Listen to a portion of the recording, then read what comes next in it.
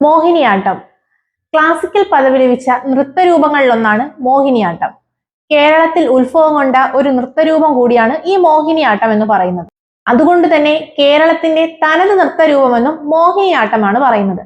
മോഹിനിയാട്ടത്തിന്റെ മാതാവ് എന്നറിയപ്പെടുന്ന വ്യക്തിയാണ് കല്യാണിക്കുട്ടിയമ്മ. മലയാളത്തിലെ ഒരേ ഒരു ശാസ്ത്രീയ സ്ത്രീ നൃത്ത കലാരൂപം കൂടിയാണ് ഈ മോഹിനിയാട്ടം എന്ന് പറയുന്നത്. ലാസ്യ നൃത്തശൈലിക്ക് ഊന്നൽ നൽകുന്ന ഒരു നൃത്ത കലാരൂപം കൂടിയാണ് ഈ മോഹിനിയാട്ടം എന്ന് പറയുന്നത്. മോഹിനിയാട്ടത്തിന്റെ പ്രമാണം എന്ന് കരുതുന്ന കൃതിയാണ് മഴമംഗലം നാരായണൻ നമ്പൂതിരി എഴുതിയ വ്യവഹാരമാല.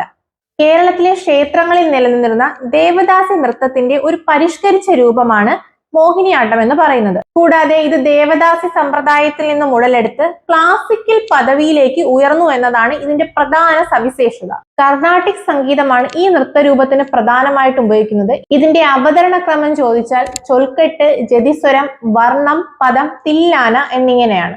മോഹിനിയാട്ടത്തെക്കുറിച്ച് പരാമർശിക്കുന്ന കുഞ്ചൻ നമ്പ്യാരുടെ കൃതിയാണ് ഘോഷയാത്ര.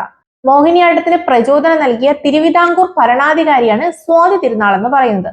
സ്വാതി തിരുനാളിന് ശേഷം മോഹിനിയാട്ടത്തിന്റെ വളർച്ചയ്ക്ക് പ്രചോദനം നൽകിയത് ആരെന്ന് ചോദിച്ചാൽ അത് കേരള കലാമണ്ഡലമാണ്. 1930 വള്ളത്തോൾ നാരായണ മേനോനാണ് ഈ കേരള കലാമണ്ഡലം സ്ഥാപിച്ചത്. ഇതുപോലുള്ള ഡെയിലി PSC അപ്ഡേറ്റ്സിനായി ഈ പേജ് ഒന്ന് ഫോളോ ചെയ്ത് വെച്ചോളൂ.